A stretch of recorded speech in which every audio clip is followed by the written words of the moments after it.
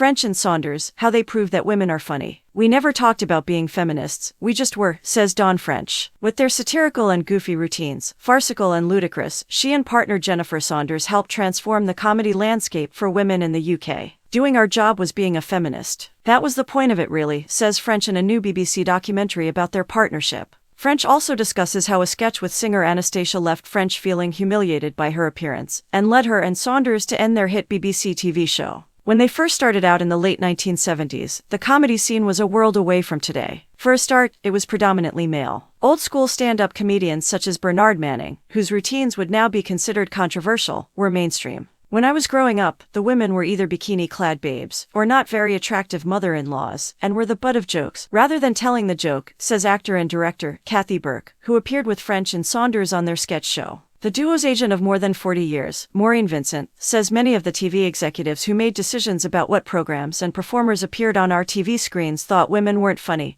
and were actually hurt to say so. Most of the comedic women were playing supporting roles to men in sitcoms. But, as the 1980s edged into view, French and Saunders, plus other women such as Pamela Stephenson and Victoria Wood, began to change establishment thinking. They showed that women could stand alone, or as a double act, and be funny and popular. I think she found me quite annoying. French and Saunders had both wanted to be drama teachers when they met at the Central School of Speech and Drama in 1978. I remember thinking she looked quite old-fashioned in a funny way and quite grown-up because she arrived and she was ready, says Saunders. I arrived the other end of the scale, completely unformed and unready. French's first impression of Saunders was that she was beautiful, elegant and posher than she was. I think she found me quite annoying, she says. I talked a lot. I thought she was wondrous but I didn't think we ever were going to be chums. Sharing a flat together, however, made them realize they had the same sense of humor and same boredom threshold, so they invented fun and pranks, says Saunders. We'd dress up as punks and go on the tube and see if we could frighten anybody and we'd shout things to people on the street.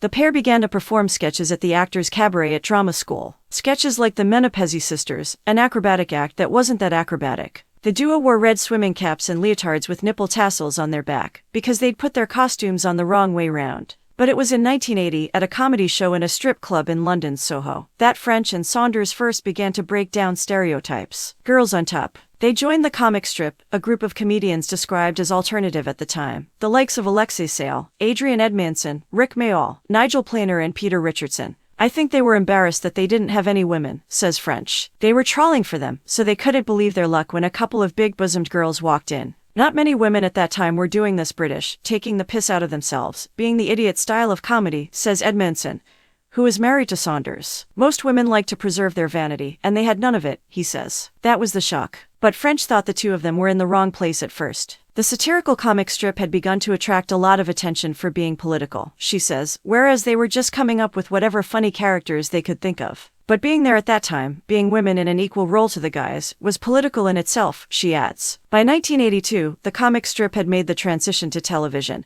and French and Saunders featured on the launch night of Channel 4. They would go on to co-write and star in the ITV sitcom Girls on Top, with Ruby Wax and Tracy Ullman in 1985, and were given their own sketch show on BBC Two in 1987. Girls on Top was billed as the female version of the BBC's anarchic house-sharing student comedy The Young Ones, which featured Edmondson, Mayall, Planer and Sayle. But the women encountered pushback over certain words in their scripts. Menstruation had not been heard much on primetime TV up to that point. We weren't being shocking, that's just the way we speak, says Ruby Wax. We weren't trying to break any walls down, that's just who we were. My shape is who I am. On their BBC sketch shows, French and Saunders became famous for their Hollywood parodies. Films such as Kill Bill, Gentlemen Prefer Blondes, Titanic, and Thelma and Louise all received the French and Saunders spoof treatment. But it was in their white room sketches, set in a white living room where the duo supposedly lived together, that played around with people's preconceptions of the couple's appearance, says comedian and presenter Sue Perkins. They were deconstructing the idea that, as the blonde one, people would think Saunders was stern or, as the slightly larger one,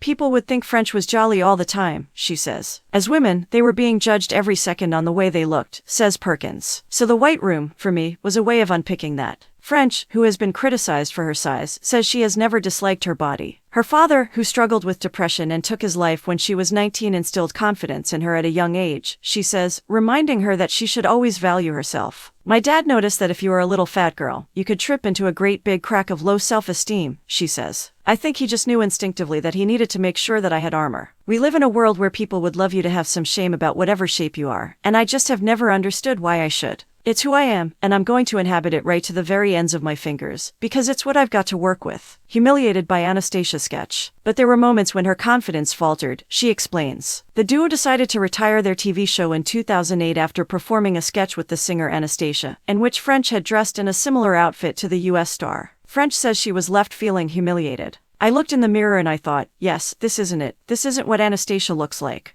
But instead of finding it funny, I just thought, oh, I don't like it. It just felt like I wasn't in control of the comedy. The joke was on me. I hadn't controlled it in any way. Cozy but not safe. Not only have Dawn French and Jennifer Saunders been an inspiration to future generations of female comedians, they have also championed other funny women. In the 1990s, as they waited to go on stage at their second Edinburgh festival, comedy double act Sue Perkins and Mel Giedroyc each received a bouquet of flowers with a card. The cards both read, "Dear Mel, dear Sue, very good luck with the Edinburgh show. Lots and lots of love, Dawn and Jennifer. P.S. I've always thought you were funnier than the other one." Perkins and Giedroyc would go on to become contributing writers on the French and Saunders sketch show. In both their joint work and in their solo projects, the likes of sitcoms The Vicar of Dibley and Absolutely Fabulous, French and Saunders have both explored what they know best, explains French, the empowering nature of female friendship. It's embodied in their own relationship. From the days when they used to dress up as punks to the present, they have retained their fighting spirit against the establishment. They never lost that layer of punk, says Kathy Burke. They've been cozy, but not safe. They cuddle you, but give you a quick punch in the ribs at the same time.